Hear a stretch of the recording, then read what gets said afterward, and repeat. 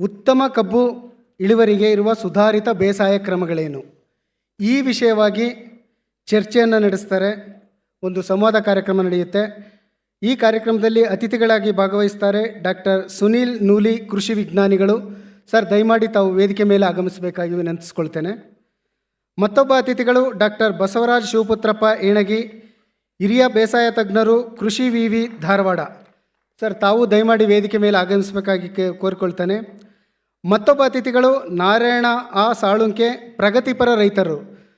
ಇವರು ನಿವೃತ್ತ ಯೋಧರು ಕೂಡ. ಸೊ ಇವರನ್ನು ಹೃತ್ಪೂರ್ವಕವಾಗಿ ವೇದಿಕೆ ಮೇಲೆ ಆಹ್ವಾನಿಸ್ತೇನೆ. ಈ ಕಾರ್ಯಕ್ರಮವನ್ನು ನಿರೂಪಣೆ ಮಾಡ್ತಾರೆ ನಮ್ಮ colleague Vidyashree. Over to you. ಮತ್ತೊಮ್ಮೆ ಎಲ್ರಿಗೂ ಕಾರ್ಯಕ್ರಮಕ್ಕೆ ಸ್ವಾಗತ. ಬೆಳಗ್ಗೆಯಿಂದ ವಿವಿಧ ವಿಚಾರ ಸಂಕಿರಣಗಳಲ್ಲಿ ಭಾಗಿಯಾದ್ರಿ. ಆ ಮಾಹಿತಿಗಳು ಉಪಯುಕ್ತ ಆಗಿದೆ ನಿಮಗೆ ಅಂತ ಭಾವಿಸ್ತೀನಿ. ಈಗ ನಾವು ಚರ್ಚೆ ಮಾಡ್ತಾ ಇರುವಂಥ ವಿಷಯ ಕಬ್ಬಿನ ಇಳುವರಿಯನ್ನು ಹೆಚ್ಚು ಮಾಡೋಕೆ ಸುಧಾರಿತ ಬೇಸಾಯ ಕ್ರಮಗಳು ಏನೇನು ಅಂತ ಹೇಳಿ. ವಿಶೇಷವಾದಂಥ ತಜ್ಞರ ಪ್ಯಾನಲ್ ನಮ್ಮ ವೇದಿಕೆ ಮೇಲಿದೆ. ಮೊದಲನೇದಾಗಿ ಎಲ್ರಿಗೂ ಕೂಡ ಕಾರ್ಯಕ್ರಮಕ್ಕೆ ಸ್ವಾಗತ ಸರ್. ಥ್ಯಾಂಕ್ ಯು ಕಾರ್ಯಕ್ರಮದಲ್ಲಿ ಭಾಗಿಯಾಗಿದ್ದಕ್ಕೆ. ಕಬ್ಬಿನ ಇಳುವರಿಯನ್ನ ಹೆಚ್ಚು ಮಾಡೋದು ಹೇಗೆ, ಸುಧಾರಿತ ಬೇಸಾಯ ಕ್ರಮಗಳು ಯಾವ ರೀತಿಯಾಗಿ ನಾವು ಅದನ್ನ ಅಳವಡಿಕೆ ಮಾಡ್ಕೊಳ್ತಾ ಹೋಗ್ಬೇಕು, ನೀರಾವರಿಯ ವಿಚಾರ ಇರಬಹುದು ಅಥವಾ ಕಬ್ಬನ್ನ ನೆಡುವಂಥ ವಿಧಾನ ಇರಬಹುದು, ಅದೆಲ್ಲದರ ಬಗ್ಗೆ ತಜ್ಞರು ಬೆಳಕನ್ನ ಚೆಲ್ತಾ ಹೋಗ್ತಾರೆ. ಮೊದಲನೇದಾಗಿ ಡಾಕ್ಟರ್ ಸುನೀಲ್ ನೂಲಿ ಅವರಿಂದಲೇ ಆರಂಭ ಮಾಡ್ತೀನಿ. ಸರ್, ಕಬ್ಬಿನ ಇಳುವರಿಯ ವಿಚಾರಕ್ಕೆ ಬಂದಾಗ ನಾಟಿ ಕಬ್ಬನ್ನೇ ತಗೊಳ್ಳೋಣ. ನಾಟಿ ಕಬ್ಬಿನ ನಿರ್ವಹಣೆ ಯಾವ ರೀತಿ ಆಗಿರಬೇಕು, ಯಾವ ಸುಧಾರಿತ ಬೇಸಾಯ ಕ್ರಮಗಳನ್ನು ನಾವು ಬಳಕೆ ಮಾಡಿದ್ರೆ ಇಳುವರಿಯನ್ನ ನಮ್ಮ ರೈತರು ಹೆಚ್ಚು ಮಾಡ್ಕೊಳ್ಬಹುದು ಅಂತ ಹೇಳಿ ಸರ್. ಒಂದ್ ಸೆಕೆಂಡ್.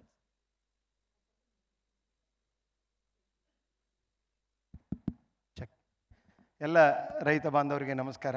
ನಾನು ಡಾಕ್ಟರ್ ಸುನೀಲ್ ಕುಮಾರ್ ನೂಲಿ ಅಂಥೇಳಿ ಕೃಷಿ ವಿಶ್ವವಿದ್ಯಾಲಯ ಧಾರವಾಡದ ಅಧೀನದಲ್ಲಿ ಬರುವಂತಹ ಕೃಷಿ ಸಂಶೋಧನಾ ಕೇಂದ್ರ ಅಂದರೆ ಕಬ್ಬು ಸಂಶೋಧನಾ ಕೇಂದ್ರ ಶಂಕೇಶ್ವರದಲ್ಲಿ ಬೇಸಾಯ ವಿಜ್ಞಾನಿಯಾಗಿ ಕೆಲಸ ಮಾಡ್ತೇನೆ. ಅದೇ ರೀತಿ ಹುಕ್ಕೇರಿಯಲ್ಲಿ ಒಂದು ಸಂಶೋಧನಾ ಕೇಂದ್ರ ಇದೆ, ಅಲ್ಲಿ ಮುಖ್ಯಸ್ಥನಾಗಿ, ಹಾಗೂ ಕೃಷಿ ಡಿಪ್ಲೊಮಾ ಕಾಲೇಜಿನ ಪ್ರಾಚಾರ್ಯರಾಗಿ ಕೆಲಸ ಮಾಡ್ತಾಯಿದ್ದೀನಿ ನಾನು. ಇವತ್ತಿನ ದಿವಸ ಭಾಳಷ್ಟು ನಾವು ನಮ್ಮ ಸಂಶೋಧನಾ ಕೇಂದ್ರದ ಬಗ್ಗೆ ನೀವು ಕೇಳಿರಿ. ಶಂಕೇಶ್ವರದ ತಳಿಗಳು ಅಂತೇಳಿ ಬರ್ತಾವಲ್ಲ, ಅವೆಲ್ಲ ತಳಿಗಳು ನಮ್ಮ ವಿಶ್ವವಿದ್ಯಾಲಯದ ಅಧೀನದಲ್ಲಿರುವಂಥ ಈ ಸಂಶೋಧನಾ ಕೇಂದ್ರದಿಂದ ಬಿಡುಗಡೆಯಾದಂಥ ತಳಿಗಳು. ಮತ್ತು ಯಾವುದೇ ತಂತ್ರಜ್ಞಾನಗಳನ್ನು ನಾವು ಏನಾದರೂ ಕಂಡುಹಿಡಿದಿದ್ರು ಅದು ರೈತರಿಗಾಗಿ ಕೊಡುಮಾಡುವ ಒಂದು ಸಂಸ್ಥೆ ಅಂದರೆ ಇದು ನಮ್ಮ ಕೃಷಿ ಸಂಶೋಧನಾ ಕೇಂದ್ರ ಶಂಕೇಶ್ವರ್. ಇವತ್ತಿನ ದಿವಸ ನಿಮಗೆಲ್ಲರಿಗೂ ಗುರ್ತದ ಕಬ್ಬು ಬಹಳ ಇದೊಂದು ವಾಣಿಜ್ಯ ಬೆಳೆ. ಇದು ನಾವೆಲ್ಲರೂ ಏನು ತಿಳ್ಕೊಂಡಿವಿ ಅಂದರೆ ನೀರಾವರಿ ಬೆಳೆ ಅಂತ ತಿಳ್ಕೊಂಡಿದ್ದೀವಿ.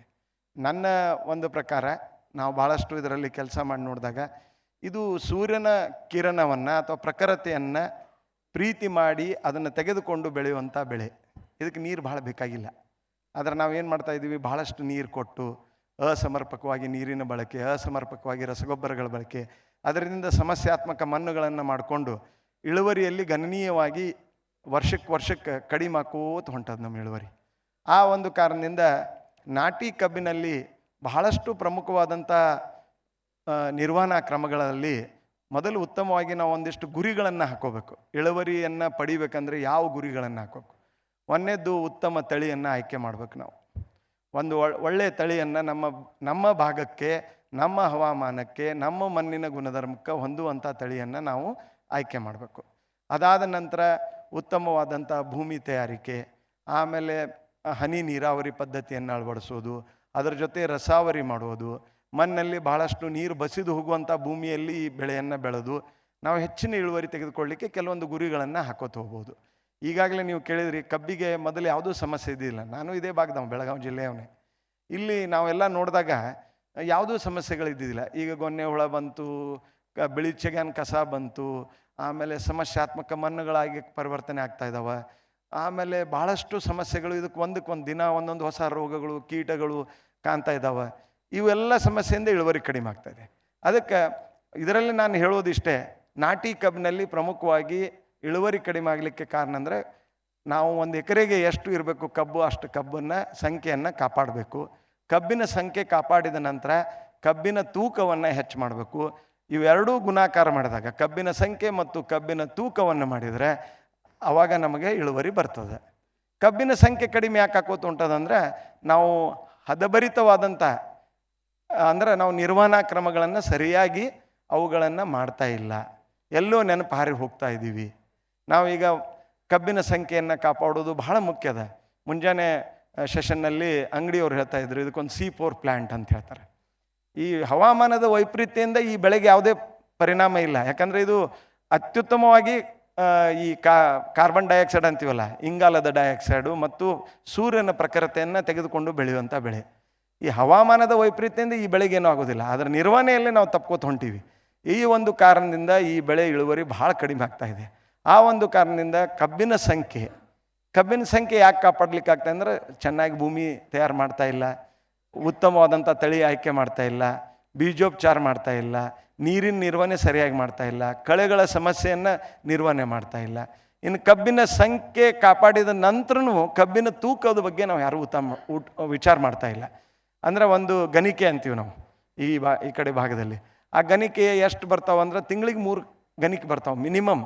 ಆ ಗಣಿಕೆ 4ನೇ ತಿಂಗಳಿಂದ 9ನೇ ತಿಂಗಳ ತನಕ ಬರ್ತಾವೆ. ಆ ಗಣಿಕೆಗಳು ಎಷ್ಟು ಹೆಚ್ಚು ಬರ್ತಾವೆ, ಆ ಗಣಿಕೆ ಎಷ್ಟು ಉದ್ದ ಆಗ್ತಾವೆ, ದಪ್ಪ ಹೆಂಗೆ ಮಾಡಬೇಕು, ಅದ್ರ ಬಗ್ಗೆ ಚಿಂತನೆ ಮಾಡ್ತಾ ಇಲ್ಲ. ಮುಂಜಾನೆ ಹೇಳಿದರು ಸಾವಯವ ಇಂಗಾಲದ ಪ್ರಮಾಣ ಕಡಿಮೆ ಆಗ್ತಾ ಇದೆ. ಮಣ್ಣಲ್ಲಿ ಸಾವಯವ ಇಂಗಾಲ ಅದೇ ಒಂದು ನಿರ್ಧಾರ ಮಾಡ್ತದೆ. ನಿಮ್ಮ ಸಾವಯವ ಇಂಗಾಲನೇ ನಿಮ್ಮ ಕಬ್ಬಿನ ಇಳುವರಿಯನ್ನು ನಿರ್ಧಾರ ಮಾಡ್ತದೆ. ನನ್ನ ಪ್ರಕಾರ ನಿಮ್ಮದು 0.5% ಐತಂದ್ರೆ ನೀವು ಒಂದು ಎಕರೆಗೆ 50 ಟನ್ ಕಬ್ಬು ಬೆಳಿಬೋದು, ನಿರ್ವಹಣೆ ಮಾಡಿ, ಎಲ್ಲ ಬೆಳೆ ನಿರ್ವಹಣೆ ಮಾಡಿ, ರೋಗ ಕೀಟ ಅದಕ್ಕಿಂತ ಹೆಚ್ಚು ಬರಲಿಕ್ಕೆ ಸಾಧ್ಯ ಇಲ್ಲ ಅಂತ. ಅದಕ್ಕೆ ಮಣ್ಣಿನ ಬಗ್ಗೆ, ಮಣ್ಣಿನ ಗುಣಧರದ ಬಗ್ಗೆ, ಮಣ್ಣಿನ ಜೈವಿಕ ಕ್ರಿಯೆ ಬಗ್ಗೆ ಬಹಳಷ್ಟು ಚಿಂತನೆ ಮಾಡಬೇಕಾಗಿದೆ. ಆಮೇಲೆ ತಳಿ ಆಯ್ಕೆ ಮಾಡಿದ ನಂತರ ಬೀಜೋಪಚಾರ, ಆಮೇಲೆ ಅವುಗಳನ್ನು ಯಾವ ರೀತಿ ಸಮಗ್ರ ಪೋಷಕಾಂಶಗಳ ನಿರ್ವಹಣೆ, ಸಮಗ್ರ ನೀರಿನ ನಿರ್ವಹಣೆ, ಸಮಗ್ರ ಕಳೆ ನಿರ್ವಹಣೆ.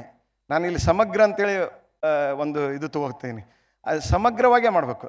ಅವು ಎಲ್ಲವನ್ನೂ ಮಾಡಿದಾಗ ನಾವು ಒಂದು ಇಳುವರಿಯನ್ನು ತೆಗೆದುಕೊಳ್ಬೋದು. ಈಗ ತಳಿಗಳ ಬಗ್ಗೆ ಹೇಳಿದೆ, ಭಾಳಷ್ಟು ತಳಿಗಳದಾವೆ ಇಲ್ಲಿ. ಯಾಕಂದ್ರೆ ನಾವು ಮಹಾರಾಷ್ಟ್ರದಲ್ಲಿ ಇಲ್ಲಿ ಸಮೀಪ ಇರೋದ್ರಿಂದ ಭಾಳಷ್ಟು ತಳಿಗಳನ್ನು ತೊಗೊಂಬರ್ತೀವಿ. ಆದರೆ ನಮ್ಮ ಭಾಗಕ್ಕೆ ಕೆಲವೊಂದು ತಳಿಗಳನ್ನು ನಾವು ವಿಶ್ವವಿದ್ಯಾಲಯದಿಂದ ಅಥವಾ ಭಾರತೀಯ ಒಂದು ಶುಗರ್ ಕೇನ್ ಬ್ರೀಡಿಂಗ್ ಇನ್ಸ್ಟಿಟ್ಯೂಟ್ ಅಂತಿದೆ Coimbatore, Indian institute of sugar cane research ಲಖನೌದಲ್ಲಿದೆ. ಅವರು ಒಂದಿಷ್ಟು ತಳಿಗಳನ್ನು ನಮ್ಮ ಭಾಗಕ್ಕೆ ಬಿಡುಗಡೆ ಮಾಡ್ತಾರೆ. ಅವುಗಳನ್ನೇ ನಾವು ತೆಗೆದುಕೊಂಡು ಬಂದು ಬೆಳೆದ್ರೆ ಒಳ್ಳೆಯದು. ಈಗ ಅಲ್ಪಾವಧಿ ತಳಿ ಅದಾವ, ಮಧ್ಯಮಾವಧಿ ತಳಿ ಅದಾವ, ದೀರ್ಘಾವಧಿ ತಳಿ ಅದಾವ. ನಮ್ಮ ಭಾಗಕ್ಕೆ ಸೂಕ್ತವಾಗುವಂಥ ತಳಿಗಳನ್ನು ನಾವು ನಾಟಿ ಮಾಡುವ ವಿಧಾನದಲ್ಲಿ ಅವುಗಳನ್ನು ಮಾಡಬೇಕು. ಅದಕ್ಕೆ ನೀವು ತಳಿಗಳ ಆಯ್ಕೆಯನ್ನು ಅಂಗಾಂಶ ಕೃಷಿ ಇರುವಂಥ ತಳಿಗಳು, ಅಂಗಾಂಶ ಕೃಷಿಯಿಂದ ಮಾಡಿದಂಥ ಟಿಶ್ಯೂ ಕಲ್ಚರ್ಡ್ ಅಂತೀವಿ. ಅಂದರೆ ರೋಗ ಕೀಟ ಸಹಿತವಾದಂಥದ್ದಲ್ಲ, ಅವುಗಳನ್ನು ಬಳಕೆ ಮಾಡಿ ನಾವು ನಾಟಿ ಕಾರ್ಯಕ್ರಮದಲ್ಲಿ ಈಗ 86-032 ಭಾಳ ಹಳಿ ತಳಿ, ಬಟ್ ಅದು ಟಿಶ್ಯೂ ಕಲ್ಚರ್ ಮಾಡಿ ಒಳ್ಳೆಯ ಒಂದು ಇಳುವರಿಯನ್ನು ಕೊಡುವಂಥ ತಳಿಯನ್ನು ಬಿಡುಗಡೆ ಮಾಡಿದ್ದಾರೆ. ನಿಜಲಿಂಗಪ್ಪ ಸಕ್ಕರೆ ಸಂಸ್ಥೆಯವರು ಕೊಡ್ತಾರೆ. ನಮ್ಮ ಹುಕ್ಕೇರಿ ಸಂಶೋಧನಾ ಕೇಂದ್ರದಲ್ಲಿ ಬೀಜವನ್ನು ಕೊಡ್ತಾ ಇದ್ದೀವಿ ಈ ಹಂಗಾಮಿನಿಂದ. ಅಂಥ ಬೀಜಗಳನ್ನು ನೀವು ತೆಗೆದುಕೊಂಡು ಬಂದು ಈಗ ಒಬ್ಬ ರೈತ 168 ಟನ್ ಪ್ರತಿ ಎಕರೆಗೆ ಆ ತಳಿಯಿಂದ ಇಳುವರಿಯನ್ನು ತೆಗೆದಾನೆ.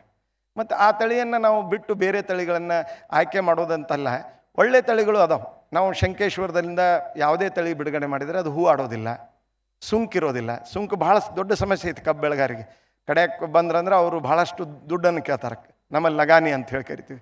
ಆಮೇಲೆ ಅದು ಬಿಟ್ಟರೆ ಬರ ನಿರೋಧಕ ಶಕ್ತಿ ಕೊಡಬೇಕು. ಯಾವುದೇ ಕಬ್ಬನ್ನು ನಾಟಿ ಮಾಡಿದರೆ ಒಂದು ಬ್ಯಾಸ್ಗೆ ಪಾರು ಮಾಡಲೇಬೇಕು. ನಾವು ಅಡ್ಸಾಲಿ ಮಾಡಿದರೆ 2 ಬ್ಯಾಸ್ಗೆ ಪಾರು ಮಾಡಬೇಕಾಗ್ತದೆ.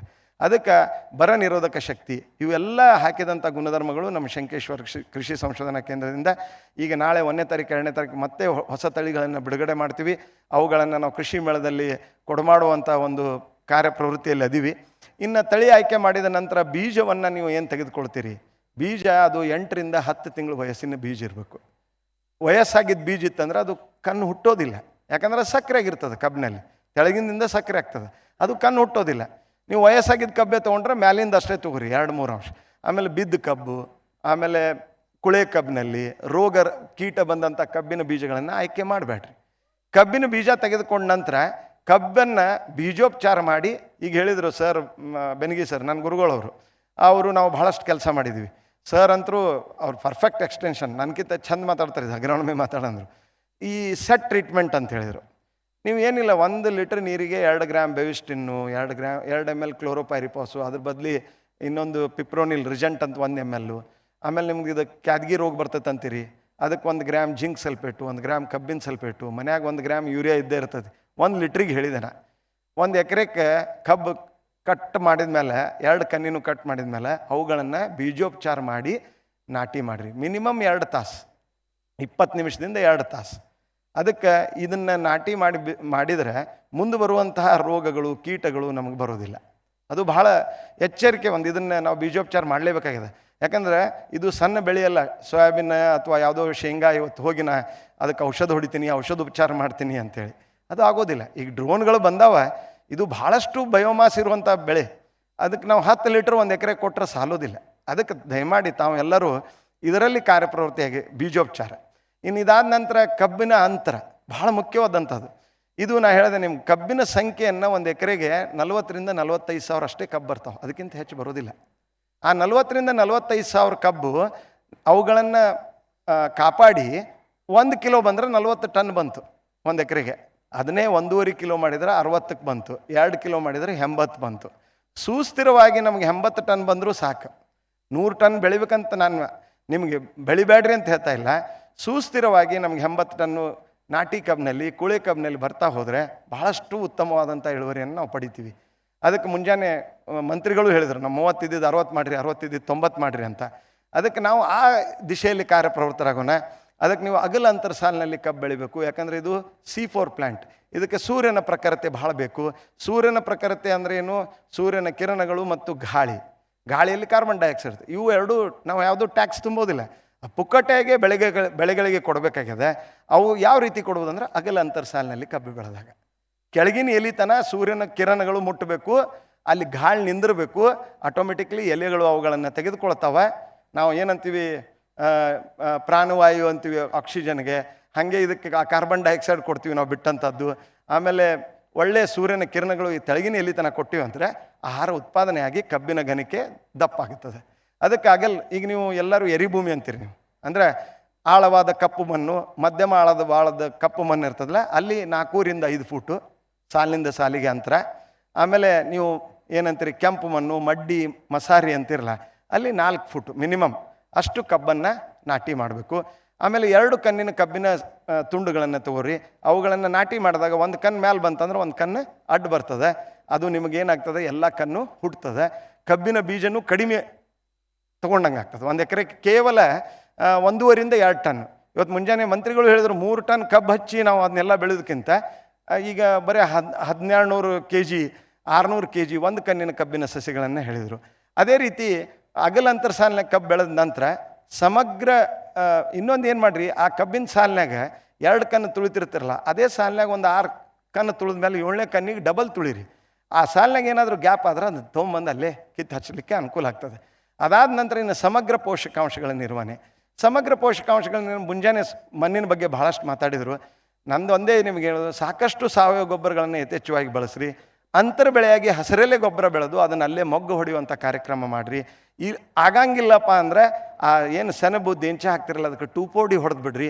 ಗ್ರೀನ್ ಮ್ಯಾನ್ಯೂರಿಂಗ್ ಹೋಗಿ ಅದು ಬ್ರೌನ್ ಮ್ಯಾನ್ಯೂರಿಂಗ್ ಆಗ್ತದೆ, ಅಲ್ಲೇ ಬೀಳ್ತದೆ ಮುರಿದು. ಆಮೇಲೆ ನಿಮ್ಗೆ ಬಹಳಷ್ಟು ನಿಮ್ಮ ಮನೆಗೆ ಹ್ಯೂಮಸನ್ನು ಆ್ಯಡ್ ಮಾಡ್ತದೆ. ಇದಾದ ನಂತರ ಈ ಗೊಬ್ಬರಗಳೇನದಾವ ರಸಗೊಬ್ಬರಗಳನ್ನು ಮಣ್ಣು ಪರೀಕ್ಷೆ ಆಧಾರದ ಮೇಲೆ ಹಾಕಿರಿ. ಮೊದಲಿಗೆ ಭಾಳಷ್ಟು ಸಾರಜನಕ ಬೇಕಾಗಿಲ್ಲ. ಸಾರಜನಕ ಮತ್ತು ಪೊಟ್ಯಾಷ್ ಗೊಬ್ಬರಗಳನ್ನು ಕಂತುಗಳಲ್ಲಿ ಕೊಡ್ರಿ. ಎಷ್ಟು ಕಂತುಗಳಲ್ಲಿ ನೀವು ಸಾರಜನಕ ಮತ್ತು ಪೊಟ್ಯಾಷನ್ನು ಕೊಡ್ತೀರಿ, ಕಬ್ಬು ಬೆಂಡಾಗಂಗಿಲ್ಲ, ತುರಾಹಂಗಿಲ್ಲ ಅಥವಾ ಹೂ ಆಡೋದಿಲ್ಲ. ರೋಗ ಮತ್ತು ಕೀಟದ ಬಾಧೆಗೆ ಸಹಿಷ್ಣುತೆ ಬರ್ತದೆ. ಶುಗರ್ ರಿಕವರಿ ಅಂತೀವಿ, ಅದು ಚೆನ್ನಾಗಿ ಬರ್ತದೆ. ಕಬ್ಬಿನ ತೂಕ ಚೆನ್ನಾಗಿ ಬರ್ತದೆ. ಇನ್ನು ಇದಾದಮೇಲೆ ಸಮಗ್ರ ಪೋಷಕಾಂಶಗಳ ನಿರ್ವಹಣೆ ಮುಂದೆ ನೀವು ಪ್ರಶ್ನೆಯಲ್ಲಿ ಎಲ್ಲ ಕೇಳ್ರಿ, ಯಾಕೆ ಇನ್ನೂ ಮಾತಾಡೋರು ಇದ್ದಾರೆ. ಇದಾದಮೇಲೆ ನೀರಿನ ನಿರ್ವಹಣೆ, ಇದು ಬಹಳ ಮುಖ್ಯದ. ನೀವೆಲ್ಲರೂ ಇದು ನೀರಾವರಿ ಬೆಳೆ ಅಂತ ತಿಳ್ಕೊಂಡು, ಆ್ಯಕ್ಚುಲಿ ನಿಮ್ಗೆ ಹೇಳ್ಬೇಕಂದ್ರೆ 1 ಎಕರೆಗೆ 1 ಕೋಟಿ ಲೀಟ್ರ್ ನೀರು ಬೇಕಾಗ್ತದೆ. ಅದಕ್ಕೆ ನೀವೇನು ಹೈ ನೀರು ಮಾಡ್ತಿರಲ್ಲ, 33 ರಿಂದ 34 ಸತ ನೀರು ಹಾಯಿಸ್ತೀರಿ.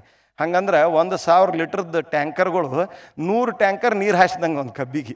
ಅಷ್ಟು ಟ್ಯಾಂಕರ್ ನೀರು ಎಷ್ಟು ಹೋಗ್ತದೆ, ಸಮಗ್ರವಾಗಿ ಬಳಸಬೇಕಾಗ್ತದೆ. ಅದಕ್ಕೆ ನೀರಾವರಿಯನ್ನು ನಾವು ಭಾಳಷ್ಟು ಪದ್ಧತಿ, ನೀರೈತೆ ಅಂತೇಳಿ ಬೆಳಿತೀವಿ ಅಂದರೆ ನೀರನ್ನು ಭಾಳ ಕೊಡೋದು ಬೇಕಾಗಿಲ್ಲ. ಸವಳಾಗ್ತದೆ, ಜವಳಾಗ್ತದೆ, ಕರ್ಲಾಗ್ತದೆ. ಅದನ್ನು ಮಾಡೋದು ಬೇಡ. ತೆಳ್ಳಗೆ ಬಿಡೋಣ, ಪದೇ ಪದೇ ಬಿಡೋಣ. ಅಥವಾ ಹನಿ ನೀರಾವರಿ ಪದ್ಧತಿಯನ್ನು ಅಳವಡಿಸ್ಕೋಣ. ಹನಿ ನೀರಾವರಿ ಪದ್ಧತಿಯನ್ನು ಅಳವಡಿಸಿ ಅದರ ಜೊತೆ ರಸಾವರಿ, ಆ ನೀರಿನಲ್ಲಿ ಕರಗುವಂಥ ರಸಗೊಬ್ಬರಗಳನ್ನು ಅದರ ಮೂಲಕ ಕಬ್ಬಿಗೆ ಕೊಟ್ಟಾಗ ಅದರ ಸಾಮರ್ಥ್ಯ ಬಳಕೆನೂ ಹೆಚ್ಚಾಗ್ತದೆ. ಆಮೇಲೆ ನೀರಿನ ಬಳಕೆನೂ ಸದ್ಬಳಕೆ ಆಗ್ತದೆ. ಈಗಾಗಲೇ ನೀವು ಕೃತಕ ಬುದ್ಧಿಮತ್ತೆ ಅಂತೇಳಿ ಮುಂಜಾನೆ ಮಾತಾಡಿದರು. ಅದರಲ್ಲಿ ನಾನು 1 ಸೆಕೆಂಡಲ್ಲಿ ಮುಗಿಸ್ತೀನಿ. ಕೃತಕ ಬುದ್ಧಿಮತ್ತೆ ಇದು ನಾವು ವಿಶ್ವವಿದ್ಯಾಲಯದಿಂದ ಇದನ್ನು ಈಗಾಗಲೇ ಸಂಶೋಧನೆ ಪ್ರಾರಂಭ ಮಾಡೀವಿ. ಭಾಳಷ್ಟು ಮಹಾರಾಷ್ಟ್ರದಲ್ಲಿ ಇದನ್ನು ಮಾಡ್ಯಾರ. ಇದರಲ್ಲಿ ಏನಿಲ್ಲ, ನಾವು ಮೊದಲ ನಿಖರ ಕೃಷಿ ಅಂತ ಹೇಳ್ತಿದ್ವಿ. ನಿಖರ ಕೃಷಿ ಅಂದರೆ ಪ್ರಿಸಿಷನ್ ನ್ಯೂಟ್ರಿಯೆಂಟ್ ಮ್ಯಾನೇಜ್ಮೆಂಟ್. ಅದೇ ರೀತಿ ಸೆಟಲೈಟ್ ಮೂಲಕ ಕೆಲವೊಂದು ಇಮೇಜ್ಗಳನ್ನು ತೆಗೆದುಕೊಂಡು ನಾವು ಅದ್ರ ಬಗ್ಗೆ ಕೊನೆ ಸೆಷನ್ನಲ್ಲಿ ಮಾತಾಡ್ತಾರೆ, ಅದ್ರ ಬಗ್ಗೆ ಇದು ಇದೆ. ಇನ್ನು ಕಳೆ ನಿರ್ವಹಣೆ 120 ದಿವಸತನ ಇದರಲ್ಲಿ ಕಳೆಯನ್ನು ನಿರ್ವಹಣೆ ಮಾಡಬೇಕು. ಕಳೆಗಳು ಬಹಳಷ್ಟು ಬಂದು ಅಂದರೆ ಇದು ಕಬ್ಬಿಗೆ ಭಾಳಷ್ಟು ಇದು ಮಾಡ್ತದೆ, ಅಂದರೆ ಇಳುವರಿಯನ್ನು ಗಣನೀಯವಾಗಿ ಕಡಿಮೆ ಮಾಡ್ತದೆ. ಆದ್ದರಿಂದ ನೀವು ಕಳೆ ನಿರ್ವಹಣೆಗಾಗಿ ರಾಸಾಯನಿಕಗಳನ್ನು ಸಾಕಷ್ಟು ಹೊಸ ರಾಸಾಯನಿಕ ಕಳೆನಾಶಕಗಳು ಬಂದವು ಸರ್. ಯಾವುದೇ ಈಗ ಬೆಳಗ್ಗೆ ನಾವು ಮಾತಾಡ್ತಿದ್ದೀವಿ, ಪೋಷಕಾಂಶಗಳಿರಲಿ, ಕೀಟನಾಶಕಗಳಿರಲಿ ಅಥವಾ ಕಳೆನಾಶಕಗಳಿರಲಿ, ಸರಿಯಾದ ಸಮಯದಲ್ಲಿ, ಸರಿಯಾದ ಪದ್ಧತಿಯಲ್ಲಿ, ಸರಿಯಾದ ಪ್ರಮಾಣದಲ್ಲಿ ಸರಿಯಾಗಿ ಅದನ್ನು ನಿರ್ವಹಣೆ ಮಾಡಿದರೆ ಯಾವುದೂ ವಿಷ ಅಲ್ಲ. ಅಂದರೆ ಅವು ನಾವು ಸರಿಯಾದ ಪದ್ಧತಿಯಲ್ಲಿ ಅಳವಡಿಸ್ಕೋಬೇಕು. ಇಷ್ಟು ನಾನು ಒಂದು ನಾಟಿ ಪದ್ಧತಿಯಲ್ಲಿ ಸೂಕ್ಷ್ಮವಾಗಿ ನಿಮಗೆ ಕೆಲವೊಂದು ನಿರ್ವಹಣಾ ಪದ್ಧತಿಗಳನ್ನು ಹೇಳಿದ್ದೀನಿ. ಇದು ಬಿಟ್ಟು ಬಹಳಷ್ಟು ಇದರಲ್ಲಿ ನಾವು ಸಾಕಷ್ಟು ತಂತ್ರಜ್ಞಾನಗಳನ್ನು ವಿಶ್ವವಿದ್ಯಾಲಯದಿಂದ ಬಿಡುಗಡೆ ಮಾಡಿದ್ದೀವಿ. ಆ ತಂತ್ರಜ್ಞಾನಗಳನ್ನು ನಾವು ಬರುವಂಥ ಕೃಷಿ ಮೇಳದಲ್ಲಿ ಮತ್ತೆ ಅವುಗಳನ್ನು ಪ್ರದರ್ಶನ ಮಾಡ್ತೀವಿ. ಅಲ್ಲಿ ತಾವು ಬಂದು ಮಾಹಿತಿಯನ್ನು ಪಡೀಬೋದು. ತಾವು ದಯಮಾಡಿ ಕೃಷಿ ಸಂಶೋಧನಾ ಕೇಂದ್ರ ಶಂಕೇಶ್ವರ್ ಅಲ್ಲಿ ಭೇಟಿ ಕೊಡ್ರಿ, ಕಣ್ಣಾರೆಯಾಗಿ ನೀವು ಬೆಳೆಗಳನ್ನು ನೋಡ್ರಿ, ಅಲ್ಲಿ ಯಾವ ತಂತ್ರಜ್ಞಾನಗಳನ್ನು ಮಾಡ್ತಿರ್ತೀವಿ ಅದ್ರ ಬಗ್ಗೆ ತಿಳ್ಕೊರಿ ಅಂತ ಹೇಳಿ ನನಗೆ ಅವಕಾಶ ಕೊಟ್ಟಂಥವ್ರಿಗೆ ನನ್ನ ವಂದನೆಗಳು. ನುಲಿ ಸರ್ ಬಹಳ ಸರಳವಾಗಿ ಹಾಗೆ ವಿವರವಾಗಿ ತಿಳಿಸಿದ್ರಿ, ಥ್ಯಾಂಕ್ ಯು. ಬಹುಶಃ ಇದರ ಮುಂದುವರಿದ ಭಾಗ ಈಗ ಡಾಕ್ಟರ್ ಬಸವರಾಜ್ ಅವರ ಹತ್ರ ಹೋಗ್ತೀನಿ. ಈ ಕುಳೆ ಕಬ್ಬಿನ ವಿಚಾರಕ್ಕೆ ಬಂದಾಗ ಸರ್, ಅದರ ನಿರ್ವಹಣೆ ಹೇಗೆ, ಅದರಿಂದ ಇಳುವರಿಯನ್ನ ಹೆಚ್ಚು ಪಡ್ಕೊಳ್ಳೋದಕ್ಕೆ ಸುಧಾರಿತ ಬೇಸಾಯ ಕ್ರಮಗಳು ಏನು ಅಂತ ಹೇಳಿ. ಖಂಡಿತವಾಗಿ ಮೇಡಮ್. ಆನ್ ಇದೆ ಹೇಳಿ. ಇವಾಗಲೇ ನಮ್ಮ ಕೃಷಿ ಸರ್ವಜ್ಞ ಅಂತ ನಾವು ಪರಿಗಣಿಸ್ತೇವೆ. ಡಾಕ್ಟರ್ ಬೆನ್ಗೇಶ್ ಸರ್ ಸಾಕಷ್ಟು ವಿಷಯ ನಿಮ್ಗೆ ಹಂಚಿಕೊಂಡಿದ್ದಾರೆ. ಬಲಗಡೆ ಕಳೆದ 10 ವರ್ಷಗಳಿಂದ ನಮ್ಮ ಸಂಶೋಧನಾ ಕೇಂದ್ರ ಸಂಕೇಶ್ವರದ ತಜ್ಞರಿದ್ದಾರೆ. ಪಕ್ಕದಲ್ಲಿ ಇಲ್ಲಿ 140 ಟನ್ ಮಾಡಿದಂಥ ಸಾಧನ ಇದ ರೈತರದಾರ.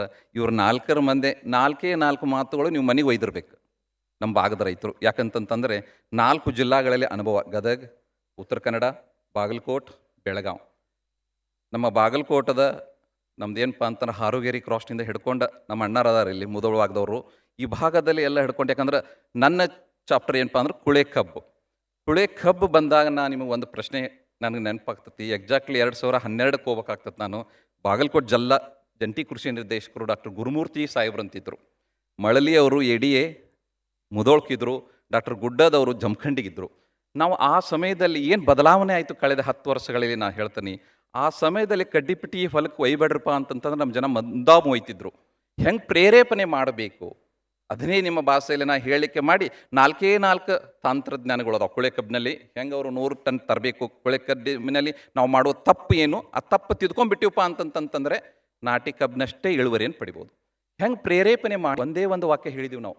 ವಿಶೇಷವಾಗಿ ಮುದೋಳ ಭಾಗದಲ್ಲಿ, ಜಮಖಂಡಿ ಭಾಗದಲ್ಲಿ, ನಮ್ಮ ಯರಗಟ್ಟಿ ಭಾಗದಲ್ಲಿ ಕೃಷಿಯಿಂದ ಬಂದ ಕಸದಿಂದ, ಕಸ ಎಲ್ಲಿಂದ ಬರ್ತೈತೆ ರೀ? ಕೃಷಿಯಿಂದ ಬಂದ ಕಸದಿಂದ. ಇಲ್ಲಿ ಕಸ ಅಂದ್ರೆ ರೌದಿ. ಕೃಷಿಯಿಂದ ಬಂದ ಕಸದಿಂದ ಖುಷಿಯಾಗಿ ಗೊಬ್ಬರ ತಯಾರು ಮಾಡಿ ಹಸಿವಾದ ಭೂಮಿ ತಾಯಿಗೆ ಖುಷಿಯಿಂದ ಉಡಿ ತುಂಬಿ ಹಸುರಾದ ಬೆಳೆ ಕಂಡು ನಸುನಕ್ಕ ರೈತ.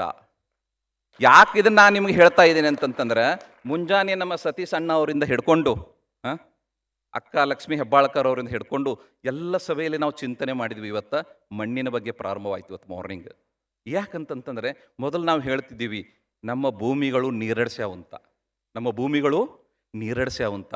ಈಗ ಅವು ಕೇವಲ ನೀರಡಿಸಿಲ್ಲ, ಹಸಿವಿನಿಂದ ಬಳಲ್ತಾ ಇದ್ದಾವೆ. ಯಾಕೆ ಹಸಿವಿನಿಂದ ಬಳಲ್ತಾ ಇದ್ದಾವೆ ಅಂತಂತಂದ್ರೆ ದನಕರುಗಳ ಸಂಖ್ಯೆ ಕಡಿಮೆ ಆಗಿದೆ. ಉತ್ತರನೂ ನಮ್ಮಲ್ಲಿದೆ, ಪರಿಹಾರನೂ ನಮ್ಮಲ್ಲಿದೆ. ರೈತ ಬಾಂಧವರೇ, ಯಾಕಂತಂತಂದ್ರೆ ಬದಲಾವಣೆ ಜಗದ ನಿಯಮ. ಈ ಬದಲಾವಣೆ ತಕ್ಕಂತೆ ನಾವು ಬದಲಾಗಬೇಕು.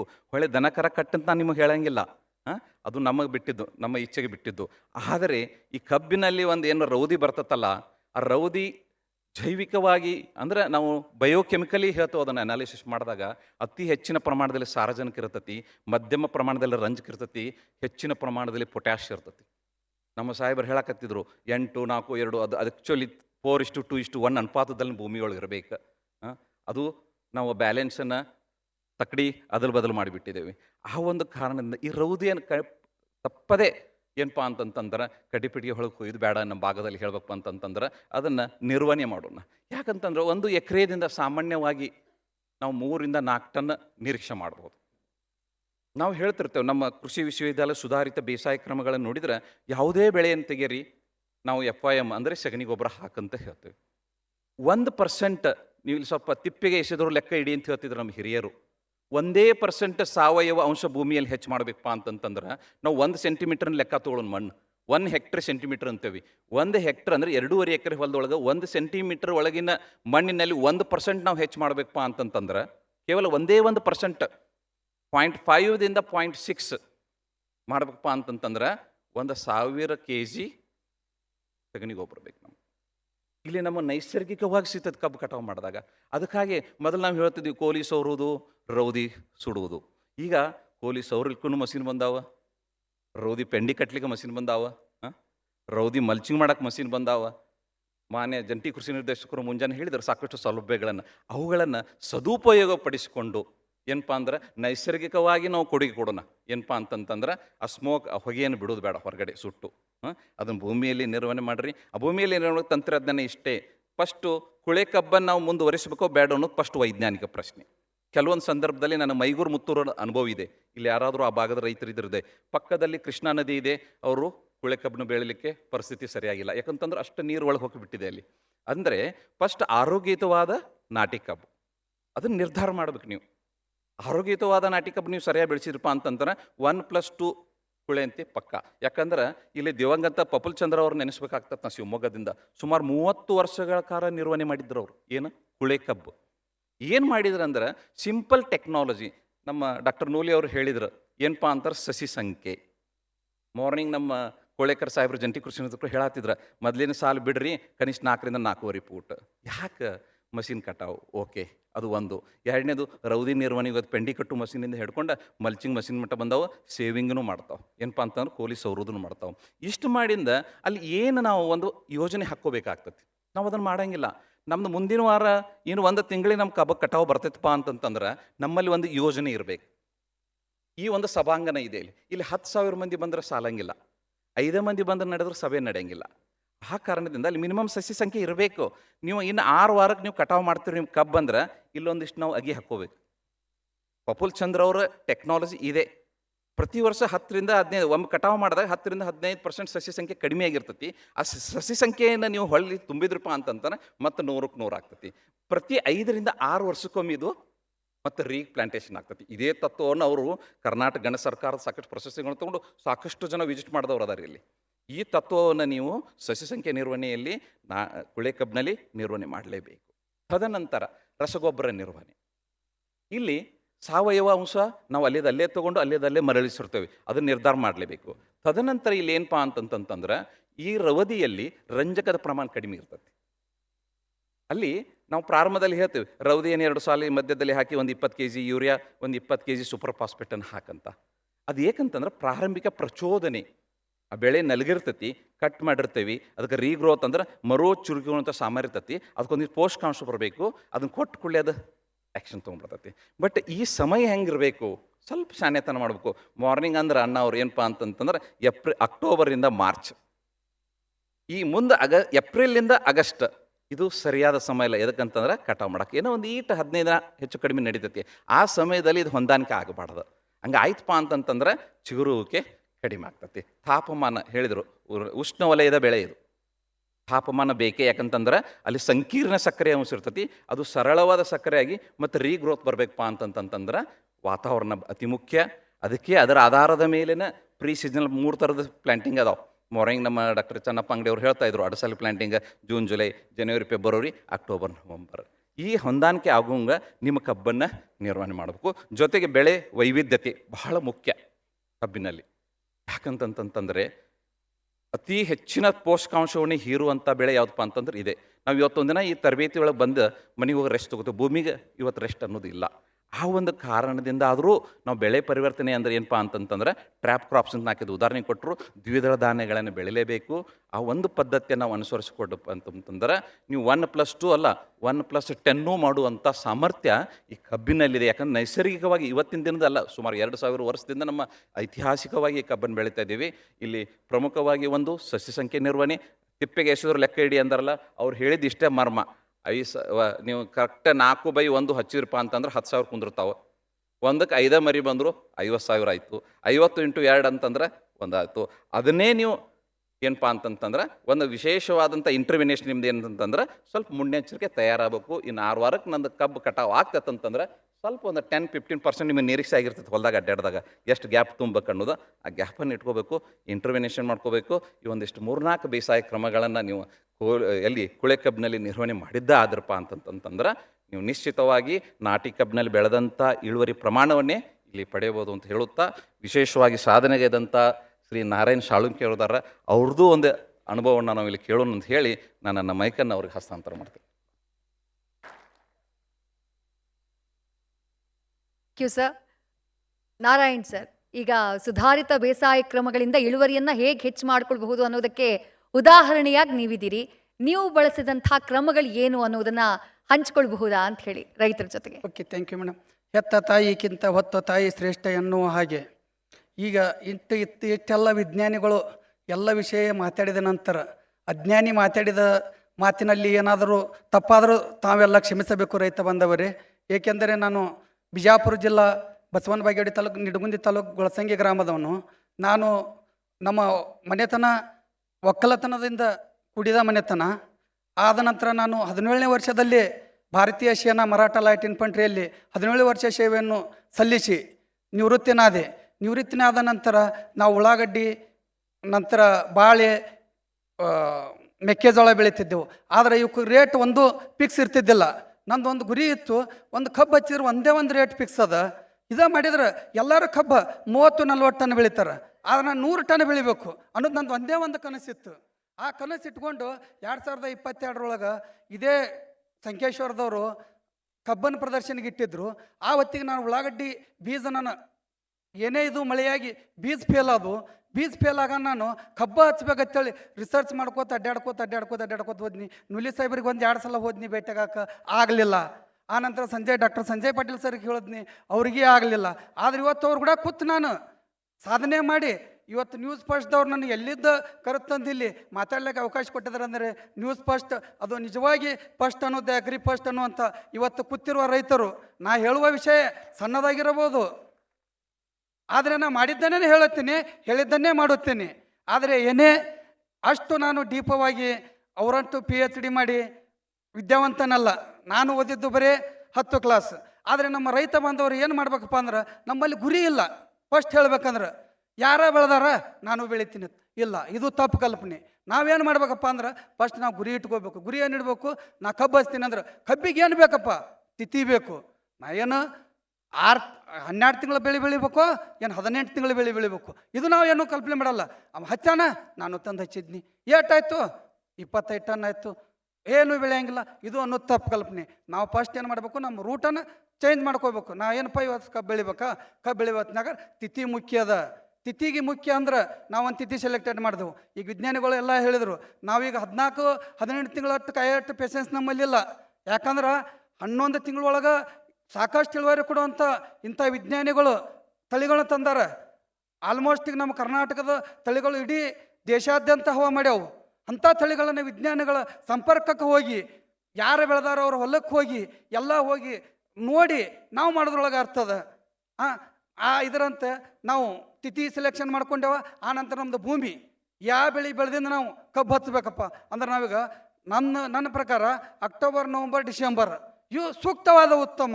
ಯಾಕಂತ ಕೇಳ್ರಿ, ನೀವು ನವಂಬರ್ ತನಕ ಹಚ್ತೀನಿ ಅಂದ್ರೆ ನೀವು ಮೆಕ್ಕೆಜೋಳ ಬೆಳ್ಕೋಬೋದು. ಇಲ್ಲಪ್ಪ ನಂದು ಹೊಲ ಫಸ್ಟ್ ಇದ್ರೆ ಕಬ್ಬ ಬೆಳ್ಕೊತ ಬಂದದ, ಆ ಮೆಕ್ಕೆಜೋಳ ಬೇಡ ಅಂದ್ರೆ ಹಸಿರಲ್ಲಿ ಗೊಬ್ಬರ ಮಾಡ್ಕೋರಿ. ಹಸಿರಲ್ಲಿ ಗೊಬ್ಬರ ಮಾಡ್ಕೊಂಡು ನೆಗಲಿ ಹೊಡೆದು ರೂಟರ್ ಹೊಡೆದು ಹೊಲ ಬಿಡ್ರಿ. ಹೊಲ ಬಿಟ್ಟು ಎಕ್ದಮ್ ತಯಾರು ಮಾಡ್ಕೋರಿ. ಅದು ತಯಾರು ಮಾಡ್ಕೊಳ್ಳೋ ಹೊತ್ತಿನಾಗ 6 ತಿಂಗಳು ನೀವು ಫಸ್ಟ್ ಗೊಬ್ಬರದ ವಿಚಾರ ಮಾಡ್ಕೋರಿ. ಯಾಕಂದ್ರೆ ಎಲ್ಲರೂ 100 ಟನ್ ಅಂತೂ ಬೆಳಿಬೇಕಂತ ಎಲ್ಲರೂ ಕನಸದ, ಆದ್ರೆ ಹಾಕೋದೇನೂ ಇಲ್ಲ. ಸರ್ಕಾರಿ ಗೊಬ್ಬರ ಸಿಕ್ಕಿದ್ದು ಹಾಕಿದ್ರೆ 100 ಟನ್ ಬೆಳೆಯೋಕೆ ಸಾಧ್ಯ ಇಲ್ಲ ಬಂಧುಗಳೇ. ಅದಕ್ಕಾಗಿ ನಾವೇನು ಮಾಡ್ಕೋಬೇಕಪ್ಪ, ಈಗ ತಿಪ್ಪಿ ಗೊಬ್ಬರ ಸಿಗ್ಬೇಕಂದ್ರೆ ಎಲ್ಲಿ ಸಿಗ್ತಾ ಇಲ್ಲ, ರೊಕ್ಕ ಕೊಟ್ರಿ ಏನು ಬರೀ ಪ್ಲಾಸ್ಟಿಕ್ ಹಾಳಿ ಕಸ ಸಿಗ್ತಾಗತ್ತದ. ಆದ್ರೆ ಈಗ ನಾವೇ ಟೆಕ್ನಾಲಜಿ ಇಟ್ಟು ಮುಂದುವರೆದದ, ನಾವೇ ಗೊಬ್ಬರ ತಯಾರು ಮಾಡ್ಕೋಬೋದು. ಹೆಂಗೆ ತಯಾರು ಮಾಡ್ಕೋಬೋದಪ್ಪ ಅಂದ್ರೆ, ನಾವು ಫ್ಯಾಕ್ಟ್ರಿ ಕಬ್ಬು ಕಳ್ಸೇವು. ಇವತ್ತು ನಂದು ಕಳಿಸಿಲ್ಲ ಅಂದ್ರೆ ಅವ್ರು ಕಳ್ಸ್ಯಾರ, ಅವ್ರದ್ದು ಕಳಿಸಿಲ್ಲ ಇವ್ರು ಕಳ್ಸ್ಯಾರ. ಫ್ಯಾಕ್ಟ್ರಿಗೆ ಬರೀ 250 ರೂಪಾಯಿಗೆ ಟನ್ ಫ್ರೆಶ್ ಮೀಟ್ ಮಳ್ಳಿ ಕೊಡ್ತಾರೆ, ಎಲ್ಲರಿಗೆ ಸಿಗ್ತದ.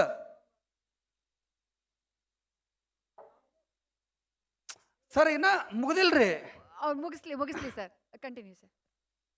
ಆ ಗೊಬ್ಬರ ತಂದು 6 ತಿಂಗಳನ್ನ ಅದಕ್ಕೆ ಹೇಳಿದ್ನೆ ಫಸ್ಟಿಗೆ, ಕಬ್ಬು ಹಚ್ಚೋಗಿತ್ತ ಫಸ್ಟ್ 6 ತಿಂಗಳು ಫಸ್ಟ್ ಪ್ಲ್ಯಾನ್ ಮಾಡಿರಿ ಅಂತೇಳಿ. ಫ್ರೆಶ್ ಮೀಟ್ ಸಿಗ್ತದ, ಅದು ಡೈರೆಕ್ಟ್ ತಂದು ಹೊಲಕ್ಕೆ ಹಾಕಿದ್ರೆ ಹೊಲ ಸುಡ್ತದ.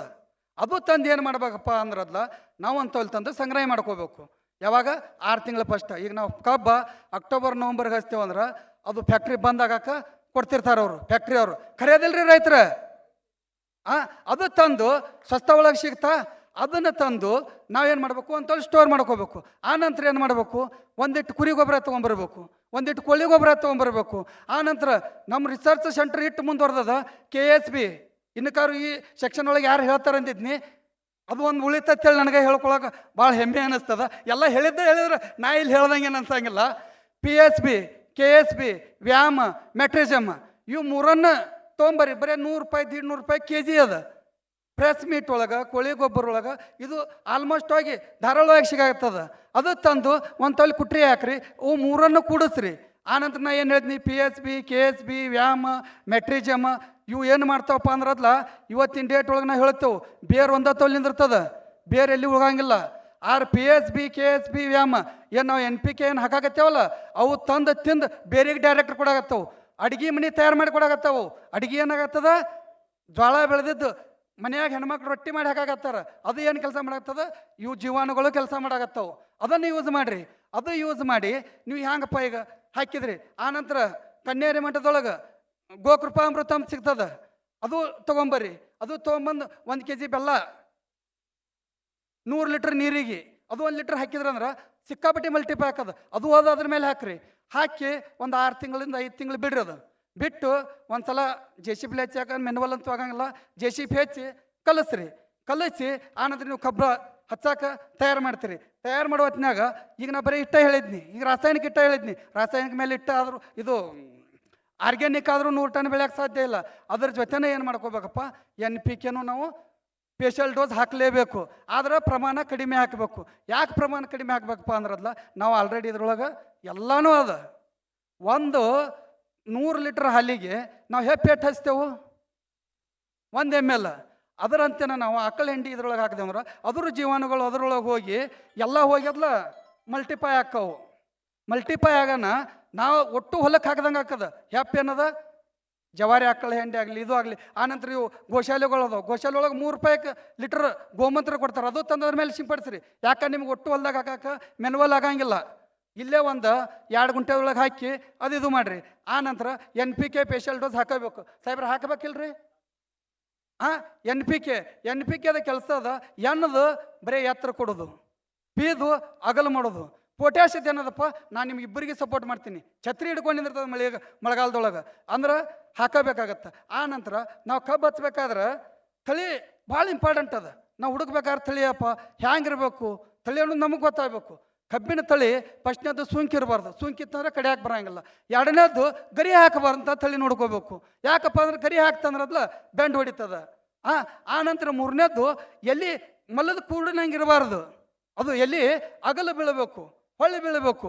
ಹೊಳ್ಳಿ ಬೀಳ್ಬೇಕಂದ್ರೆ ಅದು ದ್ವಿತೀಯ ಸಂಶ್ಲೇಷಣೆ ಕ್ರಿಯೆ ಹೆಚ್ಚು ಮಾಡಿ ನಾವು ಕೊಡೋಕ್ಕಿಂತ ಹೆಚ್ಚು ಸೂರ್ಯನ ಬಿಸಿಲಿನಿಂದನೇ ತನ್ನ ಹಾರ್ತಾ ತಯಾರು ಮಾಡಿಕೊಂಡು ಆಟೋಮೆಟಿಕ್ಲಿ ಬೆಳೀತದ. ಆದರೆ ನಾವು ಹಚ್ಚು ಪದ್ಧತಿ ಹ್ಯಾಂಗೆ ಮಾಡ್ಬೇಕಪ್ಪ, ನಾಟಿ ಪದ್ಧತಿ ಅಂದ್ರದ್ಲ ಇದು ಸೆಲೆಕ್ಷನ್ ಮಾಡ್ಕೊಳ್ಳೋದ್ನಾಗ ಈ ಥರನಾಗ ಇದು ಇರಬೇಕು. ಹಚ್ಚು ಪದ್ಧತಿ ಹೆಂಗೆ ಆಗ್ಬೇಕಪ್ಪ ಅಂದ್ರೆ ಈಗ ಎಲ್ಲರೂ 3 ಫುಟ 4 ಫುಟಿಗೆ ಹೋದ್ರು ಇದ್ರೊಳಗೆ ಬೆಳೆಯೋಕ್ಕೆ ಸಾಧ್ಯ ಇಲ್ಲ. ಯಾಕಂತ ಕೇಳ್ರಿ, 3-4 ಫುಟ್ ಒಳಗಲ್ಲ ಈಗ ಆಳುಗಳ ಸಿಗೋಲ್ಲಾಗ್ಯಾವ ಕಸ ತೆಗೆಸ್ಬೇಕಾದ್ರೆ. ಈಗ ನಂದು ಫಾರ್ಮುಲಾ, ಈಗ ನಾನು 5 ಎಕರೆಯಿಂದ 50 ಎಕರೆಗೆ ಕಬ್ಬ ಬೆಳೆ ಆಗತ್ತೀನಿ. ಆದ್ರೆ ಏನು ಮಾಡೀನಿ, ನಾನು 7 ಫುಟ್ಟಿನ ಸಾಲ ಮಾಡಿದ್ನಿ. 7 ಫುಟ್ಟಿನ ಸಾಲ ಇನ್ಲೈನ್ ಡ್ರಿಪ್ ಮಾಡೀನಿ. Inline drip single line row ಒಳಗೆ ಸಾಲಿಂದ ಸಾಲಿಗೆ 7 ಫುಟ್ ಅದ. 7 ಫುಟ್ ಒಳಗೆ ನಾ ಫಸ್ಟಿಗೆ ಗೊಬ್ಬರ ಇಟ್ಟು ನೀವು 4 ಫುಟ್ 3.5 ಫುಟ್ ಹಾಕೋತ್ನಾಗ ಡಬಲ್ ಹಾಕೋದು ಗೊಬ್ಬರ ಒಂದೇ ತವಲೆ ಹಾಕಾಗತ್ತೀನಿ. ಅರ್ಧ ನನ್ನ ಖರ್ಚು ಉಳಿತು, ಆ ನಂತರ ನಾನು ಒಟ್ಟ ಆಳು ಹಚ್ಚಂಗಿಲ್ಲ, ಒಂದೇ ಟ್ಯಾಕ್ಟರ್ ಮೇಲೆ ಮೇಂಟೈನ್ ಮಾಡ್ತೀನಿ. ಯಾಕಪ್ಪ ಅಂದ್ರೆ ಒಳಗೆ ಟ್ಯಾಕ್ಟ್ರಲ್ಲೆಲ್ಲ ಫಸ್ಟ್ ಕಬ್ಬು ಹಚ್ಚೋ ಹೊತ್ನ್ಯಾಗ ಡ್ರಿಪ್ ನೆಟಾಪೇನ್ ಡ್ರಿಪ್ನವ್ರ ಲೈನ್ ಹಾಕಿ ಕೊಡ್ತಾರೆ. ನೀರಿಂದ ಉಳಿತಾಯ ಆಯ್ತು, ಗೊಬ್ಬರದ ಉಳಿತಾಯ ಆಯ್ತು. ಆನಂತರ ನಮ್ಮದು ಬಜೆಟ್ ಉಳಿತಾಯ ಆಗ್ತದ. ನಾವು 100 ಟನ್ ಬೆಳೆದ್ರೆ ಅದ್ರೊಳಗೂ ನಮ್ದು ಆದಾಯ ಆಗತ್ತೆ. ಆ ನಂತರ ಹಿಂಗೆ ನಮ್ಮ ರೈತರು ಏನು ನ್ಯೂಸ್ ಫಸ್ಟ್ನವರು ಈಗ ರೈತರಿಗೆ ಬಂದಾಗ ನಾನು ಫಸ್ಟಿಗೆ ಭಾಳ ಆಶ್ಚರ್ಯ ಆಯ್ತು. ಏನಪ್ಪ ನಮ್ಮ ರೈತರು ಇಲ್ಲಿ ಬಂದು ಹಿಂಗೆ ಫಂಕ್ಷನ್ ಮಾಡೋದು, ನಾ ಏನು ಮಾತಾಡೋದಪ್ಪ ಅಂತೇಳಿ ನನ್ನ ಸಾಥಿಗಳಿಗೆ ನಾ ಎಷ್ಟೇ ಸಲ ಎದೆ ಬಿಡ್ಕೊಂಡು ಹೇಳ್ತಿದ್ದೆ. ಆದರೆ ರೈತರು ಇವತ್ತಿಟ್ಟು ಕೂತು ಕೇಳಿ ಏನರ ಮಾಡಿದ್ರೆ ಸಾಧನೆ ಮಾಡಿದ್ರೆ ಅಂತೇಳಿ ಇದೇ ನ್ಯೂಸ್ ಚಾನಲ್ದವ್ರು ಬಂದು ರೈತನ ಮನೆಗೆ ಬಂದು ಸನ್ಮಾನ ಮಾಡಿ ಹೋಗ್ತಾರ ಅಂತೇಳಿ ನಾ ಹೇಳ್ತೀನಿ. ಆನಂತರ ನಾಟಿ ಮಾಡ್ಬೇಕಾದ್ರಲ್ಲ ಕಬ್ಬ ಯಾವತ್ತೂ ನಾವು ತೊಗೋಬೇಕಾದ್ರೆ ಭಾಳ ನಾವು ಆಚಾರ ಮಾಡಿ ತೊಗೋಬೇಕು. ₹1 ಏನೋ ಒಂದು ವಸ್ತು ತೊಗೋತೇವೆ ಅಂದ್ರೆ ಅಂಗಡಿಯಾಗ ಹೋಗಿ 4 ಸಲ ನೋಡ್ತೇವೆ ಎಕ್ಸ್ಪೈರಿ ಆಗ್ಯದೋ ಚಲೋ ಅದೋ ಇಲ್ಲ ಅಂತೇಳಿ. ಆದರೆ ನೀವು ಕಬ್ಬು ನೋಡ್ಲಾರ್ದ ನೀವು ಕಬ್ಬು ಹಚ್ಚಕ್ಕೆ ಹೋಗ್ಬಾರ್ದು. ಎರಡನೇದು ಕಬ್ಬು ಹಚ್ಚಿದ್ರೆ ಹೆಂಗಿರ್ಬೇಕು, 7 ತಿಂಗಳ ಒಳಗೆ 9 ತಿಂಗಳ ಒಳಗಿಂದ ಇರಬೇಕು. ಅಂದ್ರೆ ಸಕ್ಕರೆ ಅಂಶ ಇರೋಂಗಿಲ್ಲ. ಆ ಹೊತ್ತಿಗೆ ನಿಮ್ಮ ಕಬ್ಬ ಜರ್ಮಿನೇಷನ್ ಪೂರ್ಣ ಹಾಕದ. ಇಲ್ಲಪ್ಪ ನೀವು ಎಲ್ಲೇ ಹೋಗ್ಯದಲ್ಲ ಯಾರ ಬೆಳೆದಾನ ನಾ ತಂದು ಹಚ್ತೀನಿ ಒಂದು ಹೊಲ್ದಾನ ರೋಗ ತಂದು ಆಗ ಸಿ ಸ್ಟೇಟ್ಮೆಂಟ್ ಅಂತ ಹೇಳಿದ್ರೆ ಅದನ್ನ ಹೇಳಕ್ಕೆ ಹೋಗಂಗಿಲ್ಲ. ಈಗ ಯಾಕಂದ್ರೆ ವಿಜ್ಞಾನಿಗಳು ಎಲ್ಲನೂ ಹೇಳ್ಯಾರ ಸಿ ಸ್ಟೇಟ್ಮೆಂಟ್ ಹೆಂಗೆ ಮಾಡೋದು ಏನು ಮಾಡೋದು ಅಂತೇಳಿ. ಅದ್ರ ಮುಂದಿನ ಹಂತವಾಗಿ ನಾವು ಮಾಡುವ ಹೊತ್ನಾಗಲ್ಲ 1 ಎಕರೆಕ್ಕೆ 5,000ರಿಂದ 6,000 ಸಸಿ ಕುಂದಿರ್ಬೇಕು 1 ಎಕರೆಕ್ಕೆ. ನನ್ನ ಸಜೆಷನ್ ಅದ ಕಬ್ಬು ಹಚ್ಚುವುದು 1 ಎಕರೆಕ್ಕೆ 3 ಟನ್ ಹೋಗ್ತದೆ, 2.5ರಿಂದ 3 ಟನ್ ಹೋಗ್ತದೆ. ನೀವು ಸಸಿ ತೊಗೊಂಬಂದ್ರೆ 2 ಕಾಸ್ಟ್ ಅಷ್ಟೇ ಹಾಕದ. ಜರ್ಮಿನೇಷನ್ ಕಬ್ಬಿನೊಳಗೆ ಸಾಹೇಬ್ರೆ ಹೇಳಿ 70% ಮೇಲಿಲ್ಲ, 70% ಮೇಲೆ ಕಬ್ಬು ನಾಟಂಗಿಲ್ಲ ಹಚ್ಚಿತ್ತು. ಆದ್ಮೇಲೆ 70% ನಮ್ಗೆ ಲಾಸ್ ಆಗತ್ತದ ರೈತರಿಗೆ. ನಾವು ಎಲ್ಲಿ ಫೇಲ್ ಆಗತ್ತೇವೆ ಕಬ್ಬು ತುಳಿಲಿತ್ರ 10% ನಮ್ದು ಹ್ಯಾಂಡ್ಲಿಂಗ್ ಒಳಗೆ ಲಾಸ್ ಆಗತ್ತದ. ಆದ್ರೆ ಕಾಸ್ಟ್ ಎಷ್ಟು ಖರ್ಚು ಅಷ್ಟೇ ಆಗತ್ತದ. ಆದ್ರೆ ಒಳ್ಳೆ ನರ್ಸರಿ ನೋಡ್ರಿ, ಸರ್ಟಿಫೈಡ್ ನರ್ಸರಿ ಅದಾವು, STD ಮಿಷನ್ ಇದ್ದಿದ್ದು ನರ್ಸರಿ ಅದಾವು. ಯಾಕಂದ್ರೆ ಎಲ್ಲ ನಿರೋಧಕ ಶಕ್ತಿ ಮಾಡ್ಯಾ ನಮಗೆ ಅಗಿ ಕೊಡ್ತಾರೆ. ಯಾಕಂದ್ರೆ ಅಗಿ ನಾಟಬೇಕಾದ್ರೆ ತಿಳಿರಿ ಮೊಳಕೆ ಕಂಡ ಸಿರಿ ಧಾನ್ಯದಲ್ಲಿ ಅಂದಂಗ ನಾವು ಮೊಳಕೆ ಒಳಗೆ ಗೊತ್ತಾಕದ ಚಲೋ ಇದ್ರೆ ಹಚ್ತೇವೆ ಇಲ್ಲಾಂದ್ರೆ ಬಿಡ್ತೇವೆ. ಹಾಗಾಗಿ ಸಸಿ ಹಚ್ಚೋದನ್ನು ಇದು ಮಾಡ್ಕೋರಿ. ನಾಟಿ 7 ಫುಟ್ಟಿನ ಸಾಲ ಹಚ್ಚುಲಿತ್ರದ್ಲ ನಿಮ್ಗೆ ಇಳುವರಿ 100ಕ್ಕೆ 100 ಕುಂದಿರ್ತದ ಅಂತೇಳಿ ನಾ ಮಾಡೀನಿ. ಆದ್ರೆ ನೀವು ಬಂದು ಯಾವಾಗಾದ್ರೂ ಅದ್ಲ ಬಂದು ಭೇಟಿ ಆಗ್ಬೋದು. ಸಮಯ ಉಳಿತಾಯ, ನೀರು ಉಳಿತಾಯ, ಗೊಬ್ಬರ ಉಳಿತಾಯ. ಆದ್ರೆ ಈಗ ರೋಗ ಬಗ್ಗೆ ಹೇಳಿದ್ರು ಸಾಹೇಬ್ರೆಲ್ಲಾನು. ಈಗ ರೋಗಿನ ಬಗ್ಗೆ ಏನು ಹೇಳಂಗಿಲ್ಲ. ಈಗ ಕಟಾವ್ದು ಹೇಳಿದರು. ಈಗ 100 ಟನ್ ಬೆಳೆದೆ ಹಂಗೆ ಟೈಮು ಭಾಳ ಕಡಿಮೆ ಅದ. ಮೇಡಮರು ಭಾಳ ನೋಡಾಕತ್ತಾರೆ ಈ ಕಡೆ ಯಾವಾಗ ಮುಗಿಸ್ತಾರೆ ಅಂತೇಳಿ. ಈಗ ನಾವು 100 ಟನ್ ಬೆಳೆದೆ ಹಂಗಪ್ಪ ಅಂದ್ರದ್ಲ 1 ಎಕರೆಕ್ಕೆ 5,000ದಿಂದ 6,000 ಹೇಳಿದ್ದೆ ನಾನು. 5,500 ಹಿಡ್ರಿ ನೀವು. ನಿಮ್ಮ ಮೊಬೈಲ್ ನೀವೇ ತೆಗೀರಿ, ಮೊಬೈಲ್ ತೆಗೆದು ಲೆಕ್ಕ ಮಾಡಿರಿ. ಒಂದು ಸಸಿಗೆ ನಾ ಎಷ್ಟು ಹೇಳಿದ್ನಿ 5,000ದಿಂದ 6,000 ಹೇಳಿದ್ನಿ. 5,000 ಇಂಟು 7 ಮರಿ ಬರಲಿ. ನಾ 10 ಹೇಳಾಗತ್ತಿಲ್ಲ, 10 12 ಬರ್ತಾವೆ, 7 ಬರಲಿ. 3 kg ಮಾಡಿದೆವು ಅಂದ್ರೆ ನಮ್ದು 100 ನಾಟ ಆರಾಮ್ ದಾಡ್ತದ. ನಾವು ಸುಳ್ಕ ಅದು ಈ ಉತ್ಸಾಹ ಹತ್ತು ಇಟ್ಟು ಅಡ್ಡಾಡಿದ್ರೆ ಜರುವತ್ತಿಲ್ಲ. ಆದ್ರೆ ನಾವೇನು ಮಾಡಾಕತ್ತೇವು ತಿಪ್ಪಿ ಗೊಬ್ಬರ ಸ್ಟಾರ್ಟಿಂಗ್ ಒಳಗೆ ಹಾಕೋರಿ, ಖರ್ಚು ಕಡಿಮೆ ಹಾಕದ. ಯಾಕಂದ್ರೆ ಒಣ ಬೇಸಾಯ ಇರ್ತದೆ ಅವಾಗ 7 ಫುಟ್ಟಿನೊಳಗೆ ಹಾಕೋರಿ. ಆ ನಂತರ NPK ಕಂಟಿನ್ಯೂ ಕೊಡ್ಕೋತ ಬರ್ರಿ. ಫಸ್ಟ್ ಏನದ NPK ಅದ. ಆ ನಂತರ ಸೆಕೆಂಡ್ ಮೈಕ್ರೋನ್ಯೂಟ್ರಿಯೆಂಟ್ ಬರ್ತಾವೆ. ನಾ ಬಂದು ಹಾಕೊಟ್ಟು ಹೋಗ್ತೀನಿ ನೀನು ಹೊಲಕ್ಕೆ. ಎಲ್ಲೇದು ಹೇಳ್ಬಿಡಪ್ಪ ನೀನು ಹೊಲ, ನಾ ಬಂದು ಹಾಕೊಟ್ಟು ಹೋಗ್ತೀನಿ. ಆನಂತರ ಇದು ಏನದ್ಲ ಒಂದೇ ನಿಮಿಷ ಡಿಸ್ಕಷನ್ ಕಂಪ್ಲೀಟ್ ಆಗ್ಬಿಡ್ಲಿ ಸರ್. ಹೇಳ್ಬಿಡಿ ಸರ್.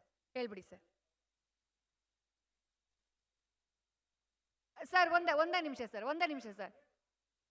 ಪ್ರಶ್ನೋತ್ತರ ಇದ್ರಲ್ಲಿ ಟೈಮ್ದಲ್ಲಿ ಅದನ್ನು ಕೇಳೋಣ ಸರ್. ನೀವು ಕಂಟಿನ್ಯೂ ಮಾಡಿ ಸರ್. ನಾರಾಯಣ್ ಸರ್. ಆ ನಂತರ ಇದು ಏನು ಮೇನ್ NPK ಇಟ್ಟ ಕೊಟ್ಬಿಡಾಗತ್ತೇವು. ನಮ್ಮ ಪೋಷಕಾಂಶ ಒಳಗೆ ಕಬ್ಬು ಆಗಲಿ, ಯಾಕಂದ್ರೆ ಹೆಚ್ಚಿಂದ ವರ್ಷಗಟ್ಟಲೆ ಬೆಳೆಯದ. ಆನಂತರ ನಮ್ಮ 17 ಪೋಷಕಾಂಶಗಳು ವರ್ಷದೊಳಗೊಮ್ಮೆ ಬರಲೇಬೇಕು. ಯಾಕಂತ ಕೇಳ್ರಿ NPK ಅಟ್ಟ ಕೊಟ್ರೆ ಬೆಳೆಯಂಗಿಲ್ಲ. ಸೆಕೆಂಡ್ರಿ ಏನದ ಕ್ಯಾಲ್ಸಿಯಮ್ ಅದ, ಮ್ಯಾಗ್ನೇಷಿಯಮ್ ಅದ, ಸಲ್ಫರ್ ಅದ, ಇದರ ಪ್ರಮಾಣ ಮಾಡಿರಿ. ಆನಂತರ ಮೈಕ್ರೋನ್ಯೂಟ್ರಿಯೆಂಟ್ ಏನದಲ್ಲ ಬರೀ ಎಕರೆಕ್ಕೆ 1 ವರ್ಷ ಒಳಗೆ 1/4 kg ಕೊಟ್ಟರು ನಮ್ಮ ಕಬ್ಬಿಗೆ ಯಾವುದು ರೋಗ ಬರೋಂಗಿಲ್ಲ ಅಂತೇಳಿ ನಾನು ಇಟ್ಟು ನನಗೆ ಮಾತಾಡೋಕ್ಕೆ ಅವಕಾಶ ಮಾಡಿಕೊಟ್ಟ ನ್ಯೂಸ್ ಫಸ್ಟ್ನವರಿಗೆ ಧನ್ಯವಾದಗಳನ್ನು ಹೇಳುತ್ತಾ ನನ್ನ ಭಾಷಣವನ್ನು ಮುಗಿಸುತ್ತೇನೆ. ನಾರಾಯಣ್ ಸರ್ ಬಹಳ ಚೆನ್ನಾಗಿ ಹೇಳಿದ್ರಿ. Thank you sir.